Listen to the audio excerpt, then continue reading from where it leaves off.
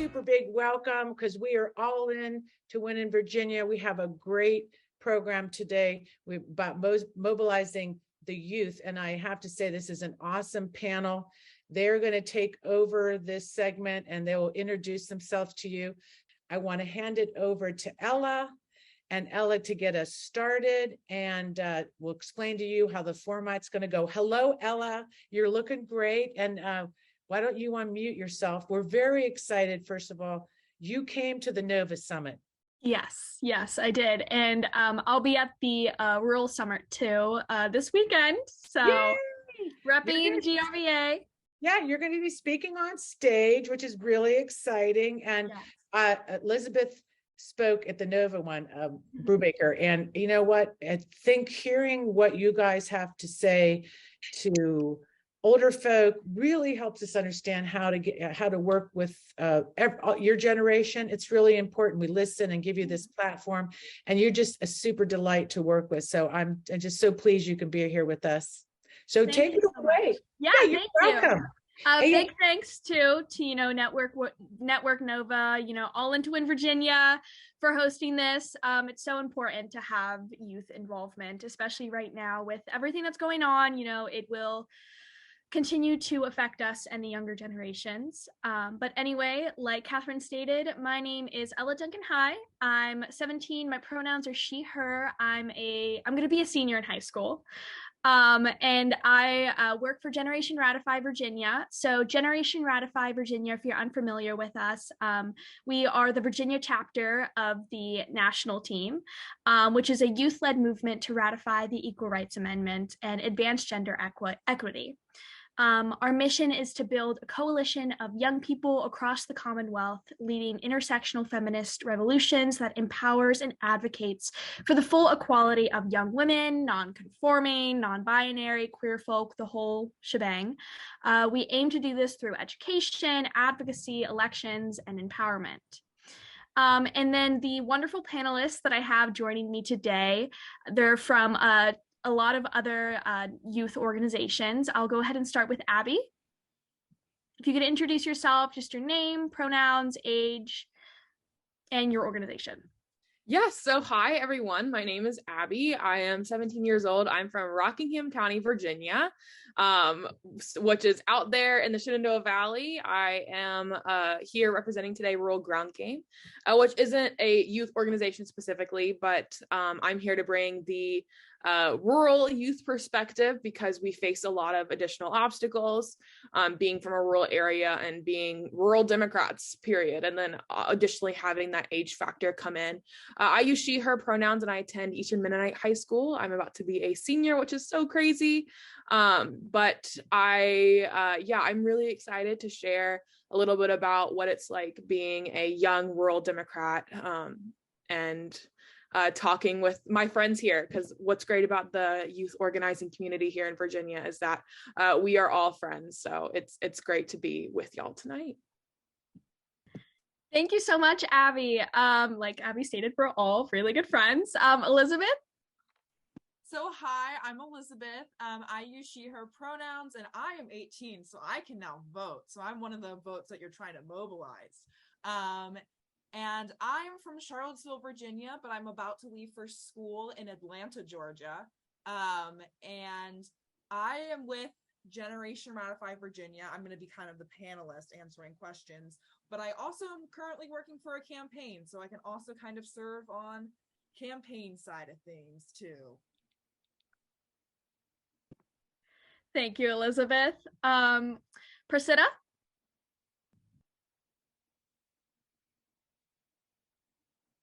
Hi. Oh, yeah. Can you hear me? Okay. All right. Hi, everyone. My name is Prasidha Padmanabhan. I am currently I'm also 17, so I'm also going into senior year, which is also crazy. I know for a lot of us it is. And my pronouns are she, her, hers. And I am from the Nova area. I live in Chantilly in Virginia, and I go to Thomas Jefferson High School for science and technology. And I am from WARE organization. It stands for Women for Education, Advocacy, and Rights. It's an organization that I founded in August of 2020 and have been running ever since. And essentially, we're dedicated to mobilizing students and centering students in the fight for gender equality in many different ways, especially including increasing representation of women in our curriculums. And so a big initiative that we've been working on is actually getting women's history into our curriculums. And we've had a lot of success in Fairfax County in a lot of different units like the Civil War one. And so we hope to continue that fight. And I'm so honored to be here with all these incredible other people and young voters here today as well. Thank you. Thank you so much, Prasidha. Rivka? Hi, everyone. My name is Rivka Vizcardo-Lichter. My pronouns are she, her. And I'm currently taking over the Pride Liberation Project, which is an entirely student-led LGBTQIA+ organization based in Virginia that works to advance the rights of queer students and work to protect all of us as a whole. I'm really excited to be here today and talk to y'all and meet all of you. And Rivka, how old are you? Oh, sorry. I'm a rising sophomore. Awesome. Last but not least, Ella. Hey y'all, my name is Ella Shields and my pronouns are she/her. I am 15 years old and going to be a sophomore at Maggie Walker's Governor's School. Currently, I'm a co-chair for Virginia Teen Democrats, and if you guys aren't aware, Virginia Teen Democrats is a teen-led organization focusing on keeping Virginia bloom. Since 2020, we've been electing Democrats and fighting for some common sense policies that help all Virginians. I'm super excited to be here today, and thank you for having me. Awesome. So these are all of our wonderful panelists. We have a couple pre-planned questions that we're going to go ahead and get into, and then we'll have an open mic question and answer at the end. But the first question, and Abby, if you want to start us off, is what is your organization currently doing to mobilize youth for the upcoming 2022 midterms? And are you guys currently planning any initiatives? Yeah, so this panel is going to be a fun balance for me, because while I also work for World Ground Game, I'm also the state director for Generation Ratify Virginia. So I have to kind of turn off that part of my brain and focus on World Ground Game for a second. So pardon me if I talk about Generation Ratify Virginia.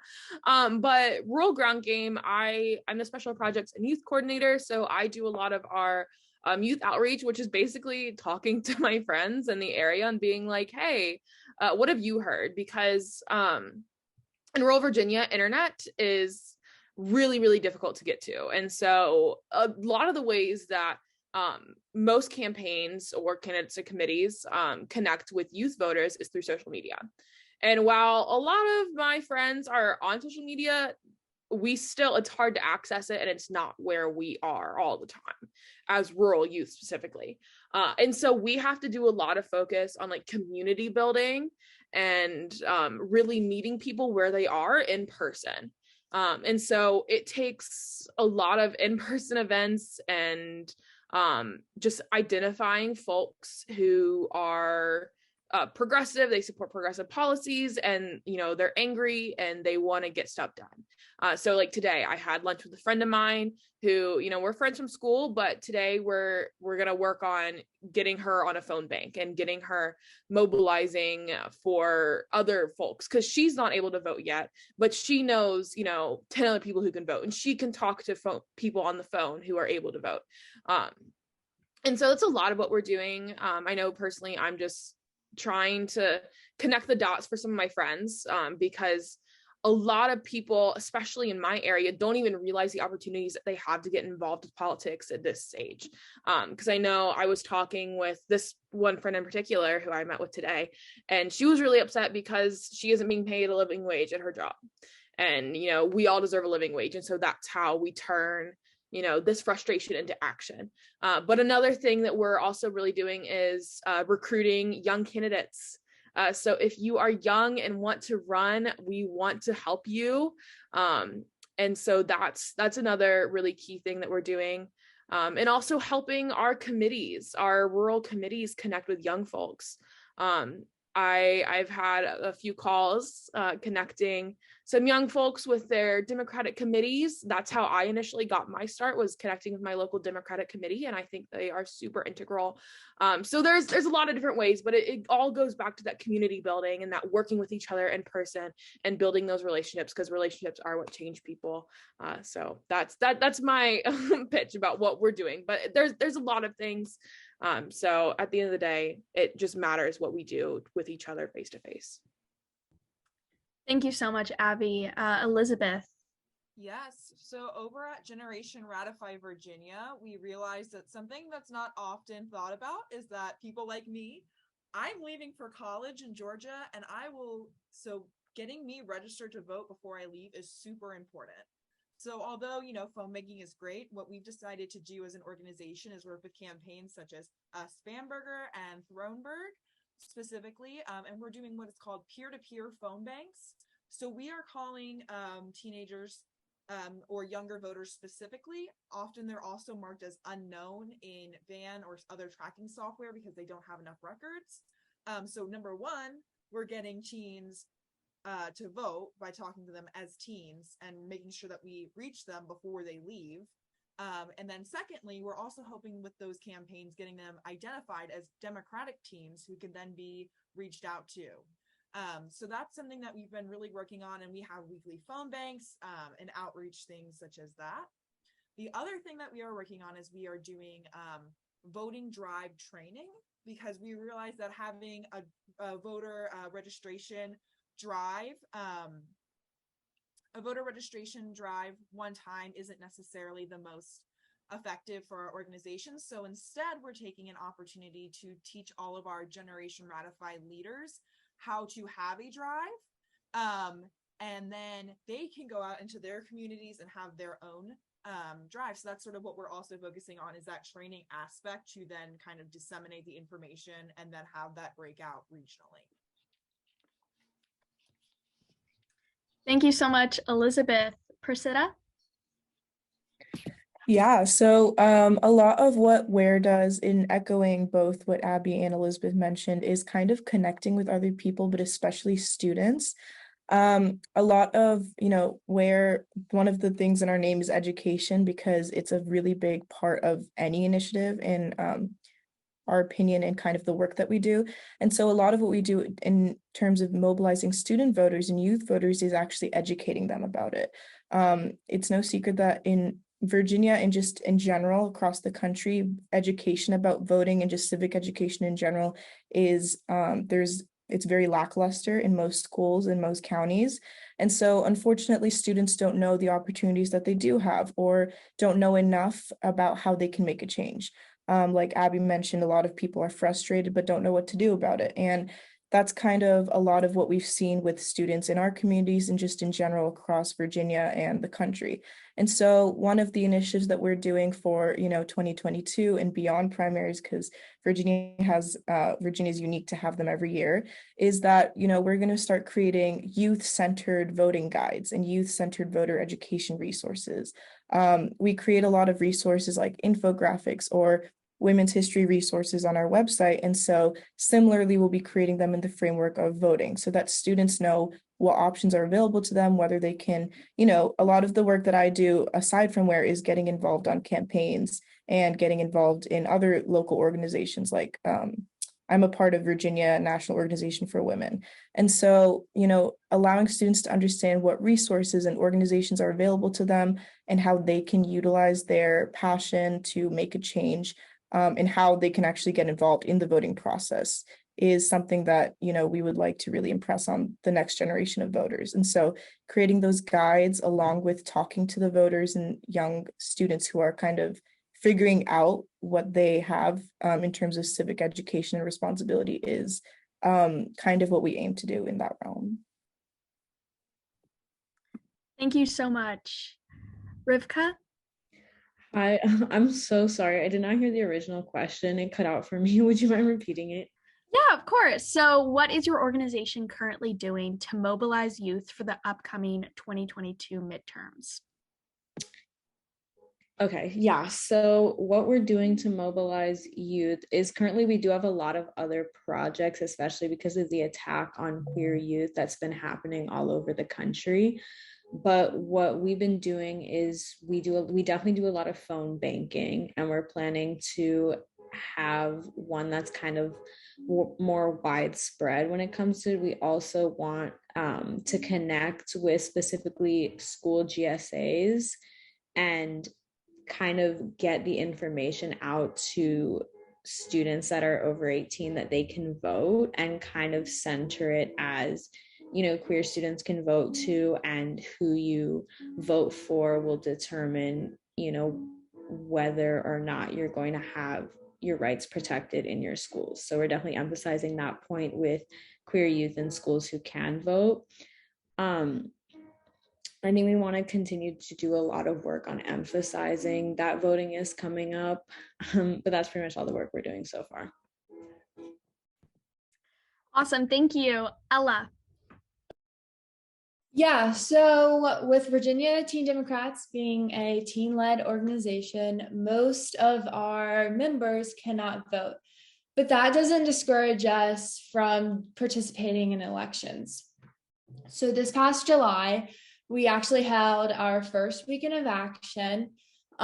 So our weekend of action took place mostly with Spamberger, but it also took place with politicians across Virginia. And we really focused on electing those Democratic candidates to help us in the House.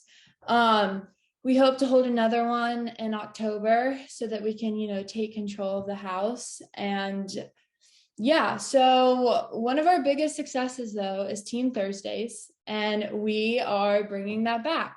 So starting in September, Virginia Teen Democrats are bringing back Teen Thursdays. So every other Thursday, we host speakers from various backgrounds to meet with Virginia Teen Democrat members and community members. All will take place in a virtual setting, and we're really excited because this creates a space to give teens a platform where they could speak up and ask questions. These events help raise awareness about important issues, increase visibility regarding community events and advocacy efforts around the state. So while Teen Thursdays are a great success and we're excited about that, we also really want to get in the schools. And we're hoping to collaborate with high school clubs across Virginia. This opportunity would not only bring more volunteers and resources to campaigns, but it would also give teens a first look into what makes up a campaign. Because I know when I first volunteered in my campaign, it was very exciting. And we're hoping to give students more of that opportunity. So that's our initiatives and what we hope to do. Yeah. Perfect. Thank you guys so much for all of your input in that question. The second question is, what strategies have you found effective in turning youth beliefs and outrage into advocacy? And I know we talked a little bit about this, but do you have any advice on improving the methods or for older advocates to use to engage youth? And I'll also pop this question in the chat too.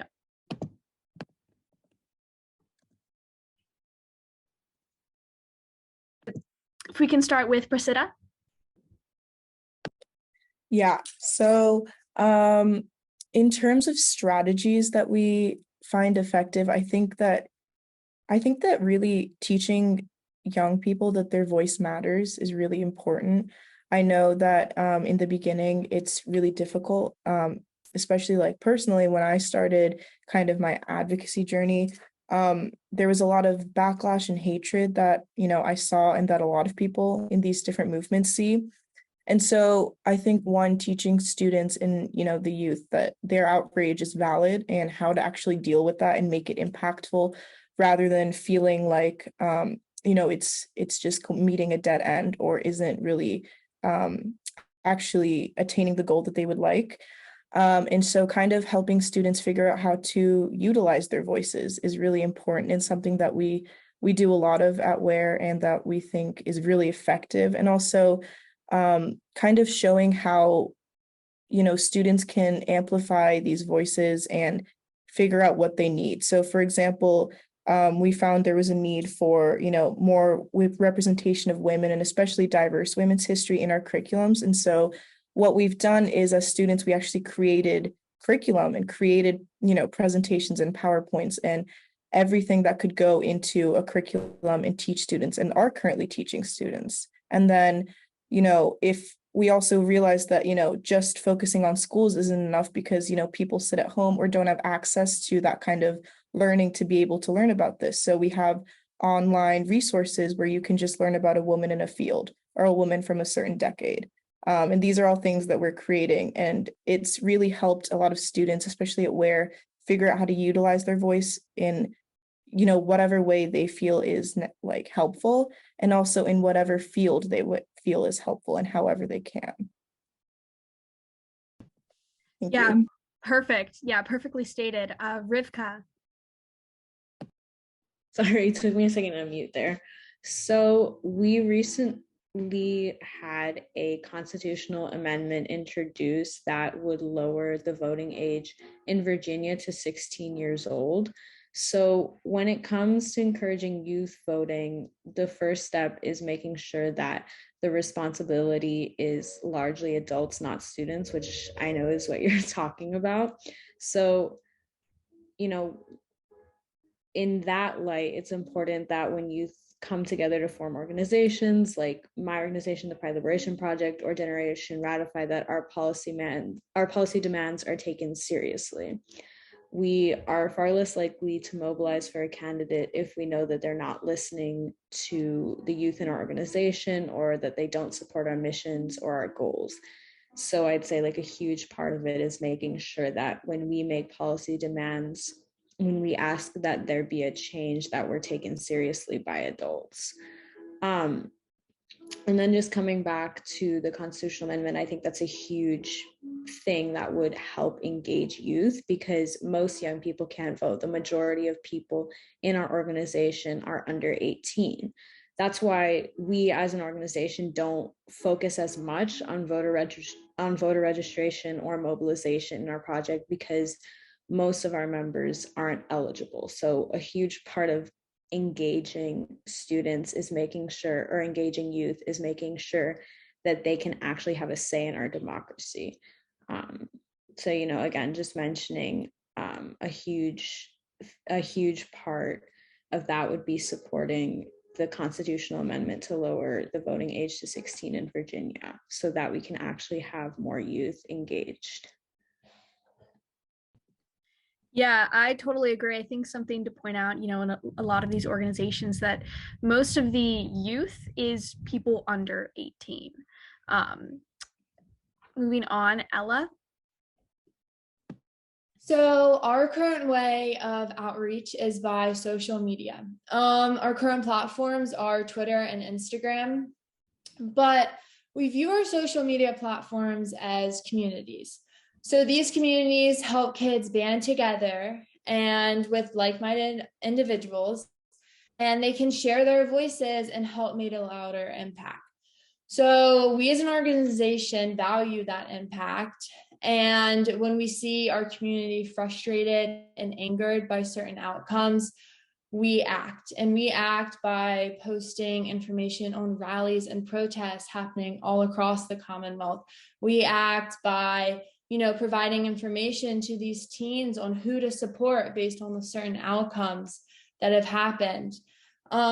Our goal is to reach as many teens as we can and turn their frustration and anger into energy to fuel these rallies and campaigns.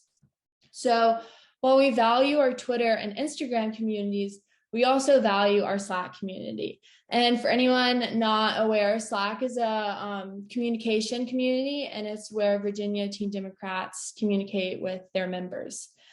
So we on Slack, we give our members opportunities and advocacy chances. We also have found that you can always find someone who shares the same beliefs as you and frustrations as you do. As for advice for older advocates, I would recommend partnering with youth-led organizations and paying attention to what we are promoting. These youth-led organizations are going to emphasize on teen concerns and focus, and the older advocates can then bounce off of that. Partnering with these will open opportunities for both teens and the older generation alike. And together, we can have a louder impact if we work together. Thank you so much, Ella. Yeah, I think a huge part of, trying to get youth engaged is partnering with an actual youth organization. Abby. Yeah, so a lot of what I found has been super helpful in getting youth to turn their outreach into advocacy is just pointing them in one way. And sorry to use a GRVA example, but after the walkouts, after the leaked opinion, we started suggesting, hey guys, why not youth raise their voices about abortion and share why this is important to us? And so we pointed them in one direction, said, lead a walkout.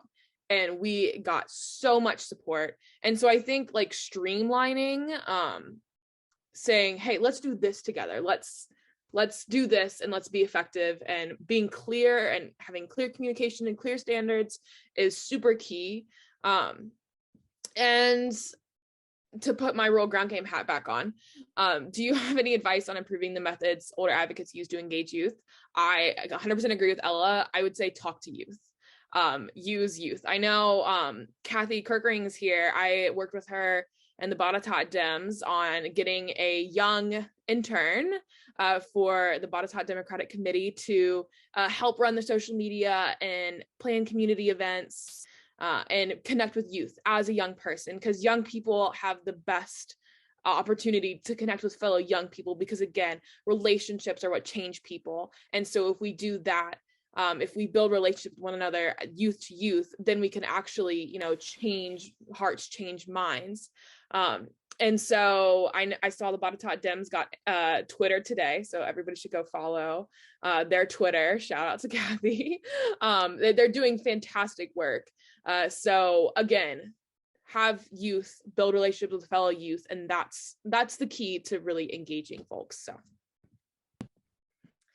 Elizabeth. Okay, I'm gonna try to scream into my computer so that everyone can hopefully hear me.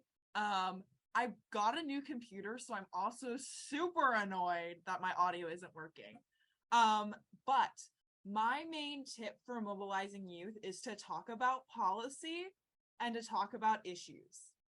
They are not going to volunteer or get hyped for someone simply because they are a candidate. You can't say, volunteer for Abigail Spanberger because she is a Democrat. That's not going to work, sadly. So whenever we do something such as we have a movement, we post along with it, here are the policies that directly affect the issues that we are mobilizing around. Roe just fell. Who is going to codify that? Here are the people who will codify it. Here's who we're mobilizing with. So it's really highlighting those issues and moving with that. That's really important, is that if you can tap into that, here's the problem, here's the solution, you can get more results than simply, it's important, we're saving democracy, anything like that. It's kind of those nuances and paying attention to what youth want, and then taking those policies and how those policies affect who you're voting for. Perfect. I could hear Elizabeth. I know some other people are having problems, and I apologize about that. But moving on to our next question, how can folks on this call best support your organizing efforts? And after you after you answer this question, if you can just drop your organization links and things like that in the chat. Ella, do you want to go first? Yeah, so a way to support Virginia Teen Democrats is simply by joining. We are always looking for new members and always very excited when they join. You do have to be younger than a senior in high school, so you can be a senior, but you cannot be like a freshman in college. But if you're younger than a senior in high school and want to join, please, by all means, do so. We're also hiring all new leadership. So we are looking for teens who really are excited to lead Virginia Teen Democrats and who want a role as a communications director, as a social media director, as secretary, anything that catches your eye, apply. Those will come out on Monday, so I don't currently have the link for that. But look out on our social medias for the application. So talking about social media, we're only on Instagram and Twitter. So I'm going to drop in the chat our username for Twitter and our username for Instagram. They're relatively the same, just with a few capitalized letters of a difference. And then I'm going to drop the join link. But once I drop those, I can't wait to see some of you guys, and thank you so much. Thank you, Ella. And just to state this, I think this is pretty well known, but youth don't really use Facebook. So that's something to note. Rivka. Okay, so I'll say for the folks on this call, for the adults, the best way that y'all can support us is by donating, because we always have events. We have closeted students who get outed and then they need financial support. We have lobbying days that we're trying to organize in January. I'm just going to let Ella finish putting all of that in there before I drop. No, you're totally fine. Before I drop our donating link, but that is the best way. And then a secondary way is by following our social media accounts, just so that they can be amplified further, and sharing those social media accounts so that people are aware of our events and the work that we're doing. So on both Twitter, Instagram, and we are on Facebook. I will say we are not very active on Facebook, but we're just Pride Liberation. And then if you know any youth at the high school age and at the college age, always, it might take me I can probably do it after I finish talking, but having them join is always great. We're always excited to have new members. And really, you can have no experience at all and just want to get started somewhere with advocacy in Virginia, and we're kind of a great place to start. So yeah. Perfect. Yeah, and take your time putting those links in. Prasidha. Yeah, I will definitely also be putting my links in probably after. I just want to give everyone a chance to as well. But I think that in terms of supporting us, a big thing is really kind of educating yourself and others about the movement. I think a lot of times one of the biggest things that we've seen is people kind of neglecting to understand the importance of women's history or women's representation in general, and how that, has a domino effect on kind of our societal issues right now. It takes a lot to have, just students being heading the ones who are trying to change curriculum. And so having adults and teachers who are so supportive of that, and when they actually come out and are able to kind of band with us, it makes the movement that much stronger. And supporting your local teachers and students in the movement is especially important. And so we also do a lot of resources with other movements like abortion. One thing we've been doing is raising money to provide abortion pills like mifepristone for people in states who cannot receive them or need to get them discreetly, or in states that actually have them still legal. And we also have been creating resources and infographics to educate people in each state about what their options are and accessibilities. So especially for organizations like WARE, that's a lot of resource creation and awareness based. We use a lot of our social media, so following us there, donating to these different initiatives, and just signing up to be members. It takes a lot to fight for women's representation, especially in history, and so it means a lot when more people band with us and join our movement. And I will add all of these links and more into the chat. And our link tree, which is going to be the first link, has just about everything on there, including more about who we are. Thank you so much. Thank you. Elizabeth. Yes, so I'm going to say that the best way to support Generation Ratify Virginia is to give us a platform in a way. We can speak for ourselves, but it's kind of like we can speak in a microphone and we just need adults to be the speakers. We need to be amplified in a way, which is like huge shout out to Network Nova. Like we have a platform today. We get to talk to all of you, which is amazing. So that's just, if you hear youth say something, to just amplify that. If it's a repost on Instagram, if it's passing it along to your next door neighbor's kid, if it's anything like that, if you have an event about, let's say, abortion, it's going to affect our generation the most. So just taking that extra time to go out and find a youth panelist is just so helpful, I think, for our organization as Generation Ratify Virginia.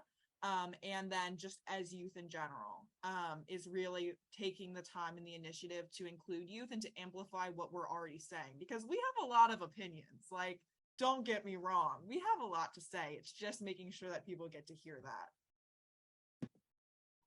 Yeah, totally. I mean, the easiest thing you could do is just give a mic to a youth organizer. Abby. Yeah, and to piggyback off of what Elizabeth was just saying, I'm going to put on my GRVA hat. We also really need money. One crucial thing that I don't think we have talked about yet is that youth organizers need to be paid for their time. And it is so hard to find a way to do that.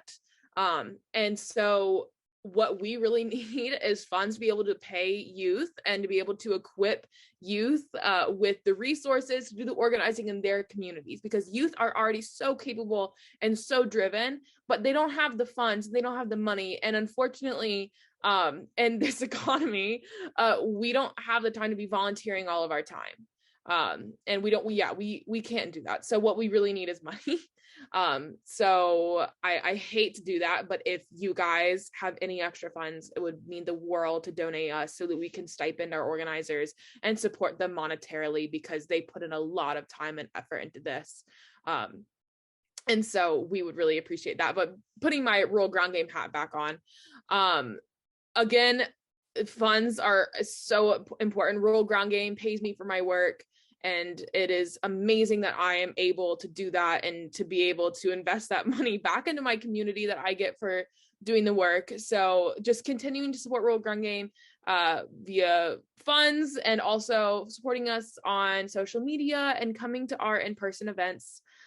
Because as a young rural person, I love meeting your faces out here in rural Virginia.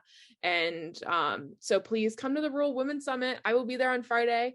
I would love to see you guys, and also just like listening to rural people when we have something to say and when we're trying to voice our community, and like be a voice in a space that's largely dominated by folks from Nova and Richmond. And I really, really love y'all. But sometimes it's really important to hear what folks from rural areas have to say. And so just listening. Awesome. So that is the conclusion of our pre-written questions. Now we're going to go ahead and move on to open mic Q&As. So Robin, if you could do that magic unmute button thingy, and thank you. And if you have a question for any one of our panelists, go ahead and unmute yourself or raise your hand. Also drop it in the chat, not to step on Ella's toes. Yes, drop it in the chat too.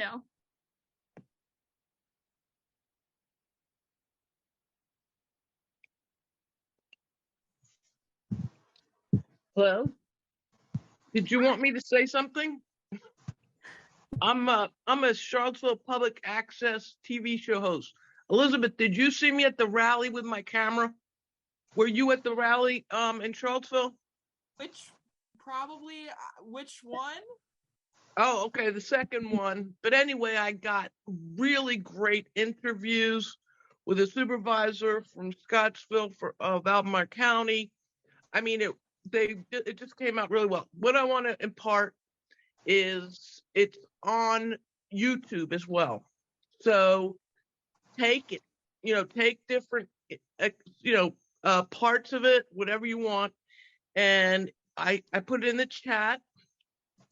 To get it, you can just say robinhoffman.art now, which is really good domain to get those. And then also tiny.cc/Robin Hoffman. But what I want to say is that I've gotten 2 officials elected using CPA TV. It's only $50 a year membership. And what I'm saying is in Arlington, they use it and they've gotten, composting, they've gotten all kinds of things. We don't use that tool enough. It's Comcast driven. So everybody gets it who's on Comcast. That's more than in Charlottesville, Almar, and Fluvanna, 70,000 people watch me for 12 years. So I'm very careful about what I say because I talk to 8th graders on that level. But certainly I've changed a lot of people in terms of their ideas and their fear of voting and stuff like that, just inadvertently through the arts. I've said too much, but that's what I want to say. Please look at your public access podcasting you can do, and radio. And you just become a member, $50 a year.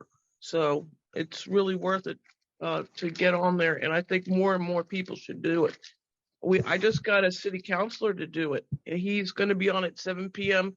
You just say Charlottesville or cpatv.org, and it goes right in your phone and it live streams. And he's got Community Matters. He's talking about unionizing everything. It is city councilor. And I got him elected through the TV show that I had with him on a green screen in McIntyre Park. It's a big story, and to actually right now, Susan Bro, Heather Heyer's mom, also, I interviewed her. So on the annual August 12th event, I have her aired for 2 weeks, 4 times a week. And you can imagine that everybody watches it. They think about these things that they probably didn't think about, like what the hell are statues and things like that. Okay, sorry. Thank you, Robin. Yeah, if you could put your stuff in the chat, that'd be awesome. Dennis.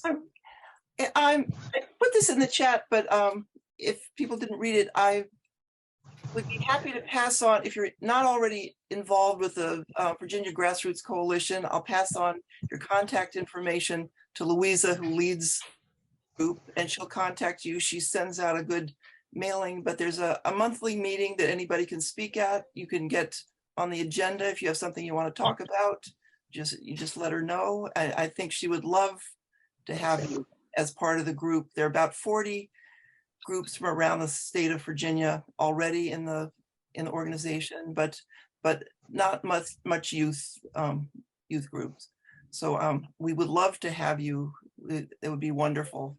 So if your emails are there, I will pass them on. You'll hear from her soon. She also does a weekly mailing. So if you have actions or issues you want to bring up, she will put them in her mailings to her big mailing list. Also, STARE has a wonderful mailing list, as you probably know already. So thank you so much for that opportunity. It's really awesome. Catherine. Yeah. Hey, everybody. I've been so enjoying this this panel. And I have a question, because it's always like in the media about how youth are perceived, or like you said, how adults perceive what's going on. And from just the media takeaway, or in the news, when you hear yourself being discussed so much, and they just frame it up how they want to see it. Even today on the way here, the media seems to be constantly negative about everything, negative about Joe Biden. No one likes him. Youth aren't going to vote for him. No one's satisfied. But in your mind, when you really look and you talk to other, your peers, what are some of your frustrations about when you listen to the media yourself in general? Or, and with the second question is, where do you get your news information from when we talk about disinformation? And how, I had to talk to my own kid several years ago because he was watching too much YouTube that was giving him Russian kind of weird talking points. So first question, kind of how you're perceived by the media. Some maybe, do we have a right or wrong when they're like youth are not going to come out or whatever? And then the second one is how, where do you get your news information? What do you trust? What do you guys do about that? Yeah, so I can take the first question. The number one thing that annoys me about those pieces is that they don't ever talk to youth. They talk to everyone but youth. Yeah. And so I would say that those news stories are wildly false and that they do not portray the entire story. So if y'all have concerns about what youth are doing and how youth are going to vote in the upcoming election, come and talk to us. We're more than glad to talk. Yeah. We can share what things are actually like because we are living in it daily. So that's just to continue in that thread, Abby, you have these people nosing in your business in the school system. How has that impacted this frustration where you have adults using you guys as a punching bag, then coming to take books, trying to control your day? And what is the overall reaction in the school? And what are you thinking about this? Yeah, would somebody else like to take this? Yeah, anybody. Say that when it's so frustrating. What does that sound? I'm sorry. Hold on one second before we continue. I want to hear. Robin, I just hear a little sound. Okay, go ahead. Sorry, Elizabeth. Now I'm really interested to see what you guys think about that. That's your school day. That's where your work day is, When we as youth, also we realize that we are kind of being used as a punching bag, being used as a political platform almost. And we try to mobilize around that. We are now indoctrinating youth. Even though we are youth, we are now indoctrinating them, which is, we've had exposés written about us saying that we indoctrinate youth, we're dangerous. Really? We're pedophiles. Let me ask you a question just to get in it.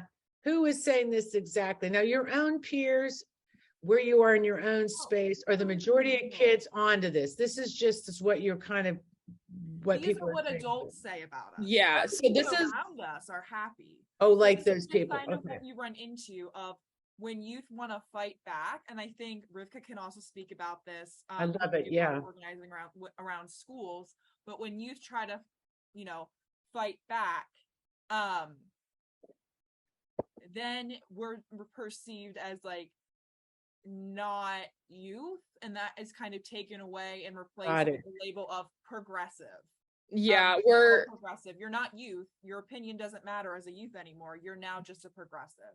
So that's something to also remember is that interesting. We can have different identities, and that we should be listened to, even if we might have, you think of youth as I don't want to say innocent, non-political, but we do have opinions. And when we share those, that doesn't mean that we're shedding that and that we aren't students anymore, things like that. Love it. Abby, what were you going to say? Yeah, for example, after our walkouts, we were accused of, luring kids and, having adults use us as ones, when that's the exact opposite thing. Sometimes I wish some of the things that they were saying were true, because Elizabeth and I and plenty of other folks were working tirelessly for 6 days to plan those walkouts, and we did not have any adult support until the back end of things, when things started getting messy, unfortunately, due to the right-wing media that was coming after us. And so I think they want to use us until we start to speak up, and then we are the villains. We're luring kids outside. I am a 16-year-old at the time I was 16, and I'm just trying to, speak up for my own rights. But then I'm the one that's being villainized. Thank you for that. Rivka, thank you. Go ahead. Yeah, sorry. I think it was already addressed in the chat, but I think I was just going to answer Ellen's question, which is that I've spoken to the Washington Post before, and I am a minor. So yes, they can, major news organizations definitely can talk to minors. Yeah, and then your sense in school, or what we're talking about, this is your work day, I call it, where you're at. Heading back into this school year too, luckily most of you, I think, are in Virginia. Yeah. Your schools aren't impacted by this censorship and some of this educational materials. It's really, really, when you see your, students across the country, you're wondering, how are we going to educate your youth effectively across the board when we talk about history and other stuff? What is that? I mean, what to that thinking, what is your thoughts around organizing across states or with these students, or is there any, thought on what's going on there? Right. So I think adults also tend to underestimate us. And I'm not specifically talking about like adults on this call. I just mean adults in general will tend to be like, oh, well, you're in high school. There's no way you can know anything about how advocacy works at a local level, at a state level, at a federal level. Right.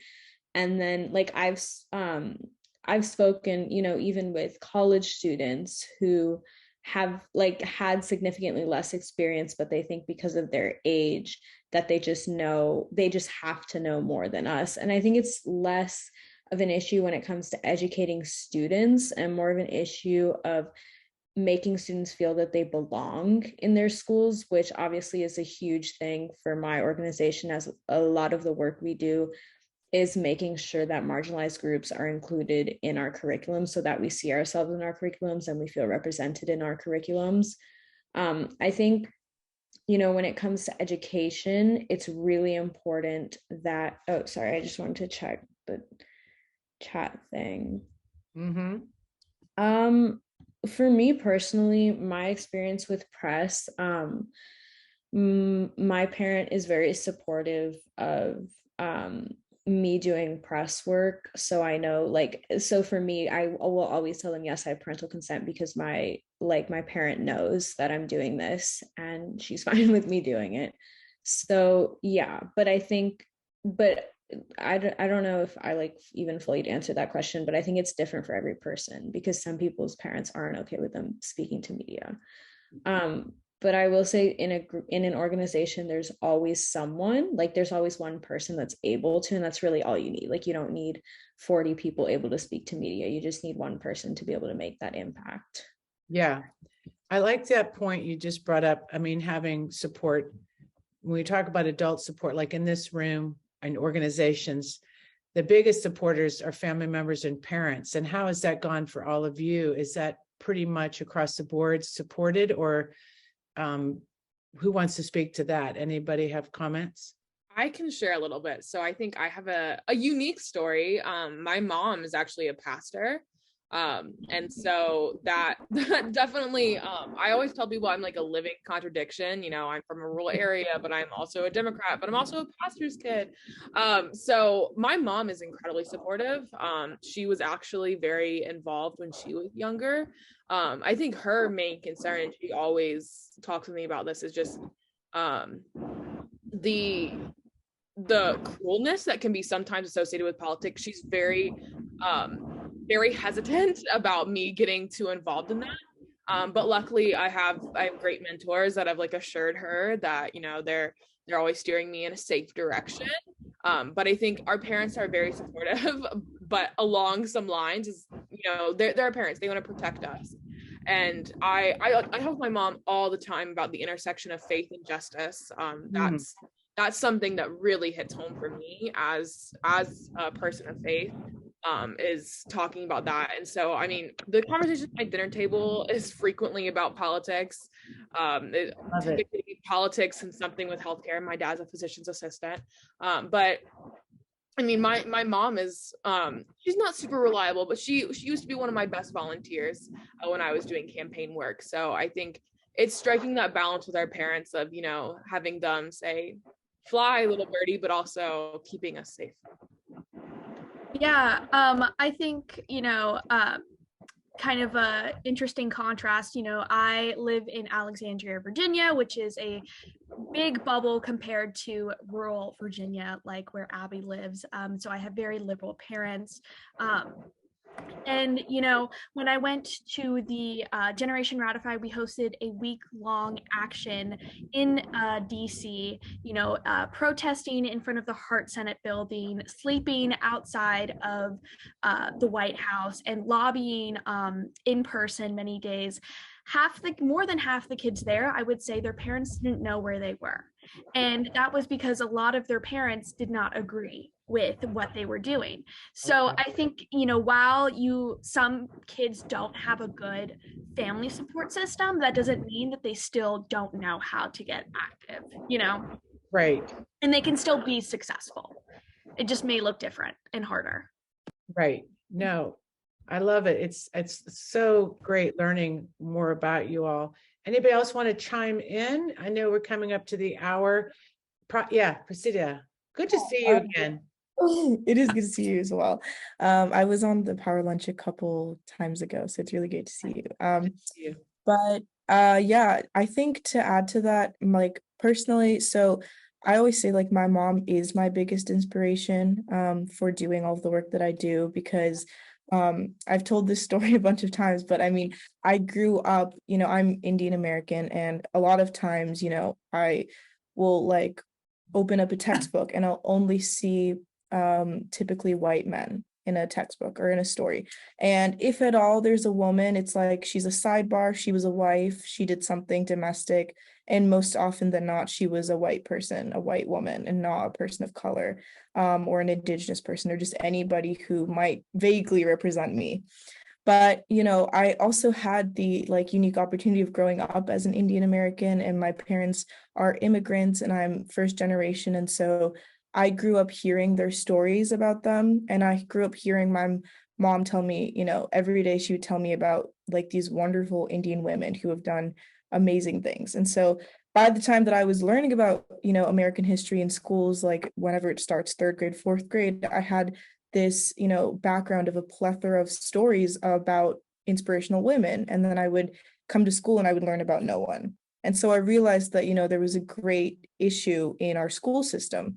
And so I would say that, coming from that perspective, my parents have always been, both my mom and dad and my sister have always been very supportive and also inspirational to me and to like my advocacy. And then also just going back to that, like about that school systems question, a lot of the issue is that like, especially that I've seen with Where, is that it's parents of kids, there's a big parental rights movement that has been going on. And so it's especially with Where, you would think that like, when students, like all of these organizations here today are student run, student led, but you would think that, adults would have some sort of empathy when it comes to dealing with, younger generations of kids.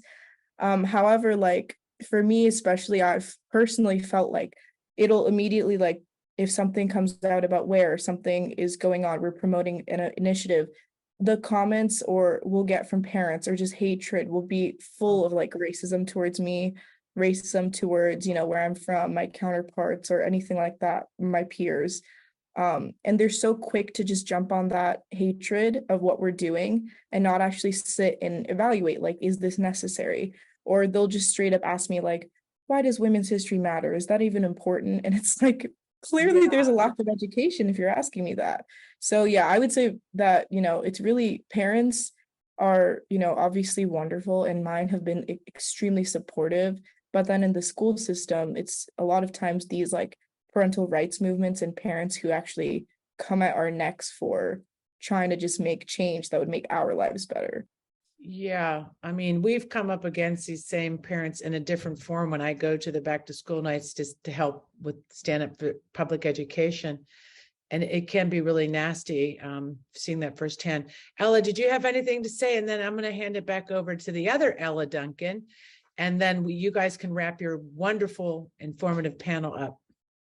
Yeah, for sure. I was just going to speak about, how supportive parents can be, because mine are personally really supportive.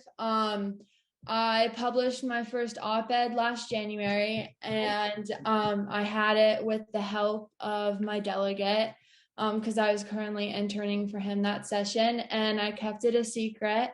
And I didn't tell my parents that it was they knew that I was writing it, but I didn't tell them that I was going to get published. So, the day it got published, I told them, and my dad started jumping around in the kitchen and he was so excited. So, just that little momentum helped get through that like 6 hours of crunch time for writing it. and stuff like that. And, bringing it back to what minors can do with the media, writing is a great chance of what minors can do. I published it slamming Duncan's deduction of at-risk add-on funding for public schools.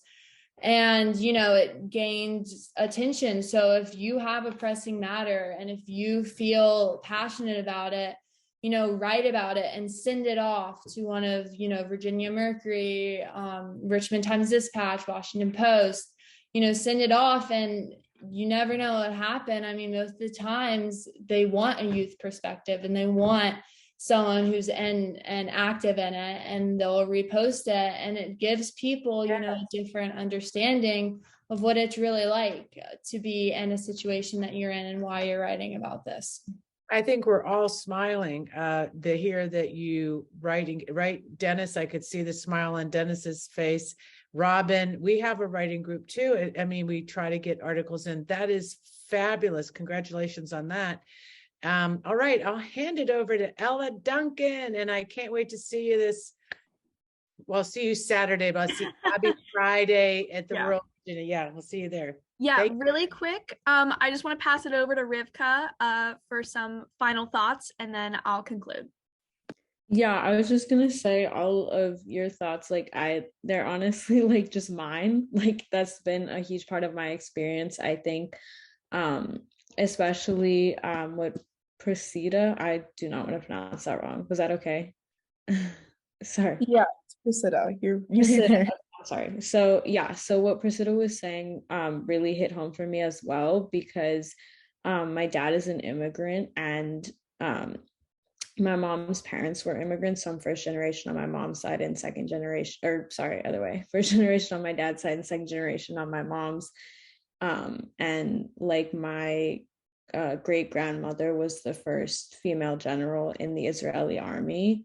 To me, there's just like a lot of really powerful history when it comes to women, but then like in my family, and then when I look like just exactly like Prasidha said in my history books, that I don't see that reflected there. And I know that there's so many powerful female figures in history, and they're just not there in my books. I know there were so many powerful queer historical figures in history, and they're not represented in my history books. And then kind of just switching over super fast. But when it comes to my parents, I have one very supportive parent, like when it comes to advocacy and media, and then one like very unsupportive parent. So I've kind of gotten both sides of the spectrum when it comes to it. Like I remember a couple months ago, I got published in the Washington Post, and one parent's reaction was like, "I'm so proud of you." And my other parent's reaction was definitely not, "I'm so proud of you," right? So I think when it comes to unsupportive parents, that can make when it comes to parents and their support in general, it can make a huge difference. Like supporting your kid in any effort, whether it be an advocacy effort, whether it be that they are in media, like support, like my supportive parent has made such a huge difference for me, like in feeling confident enough to like be in any major, like news source, to talk to press. I'd say like, I'm sure some of y'all in this call are parents. Like if your kid ever wants to get involved in advocacy, if they want to do something like that, like having a supportive parent is so important. Like it makes such a huge difference to all of us. Yeah, definitely wouldn't be here where I am today without a super supportive parent.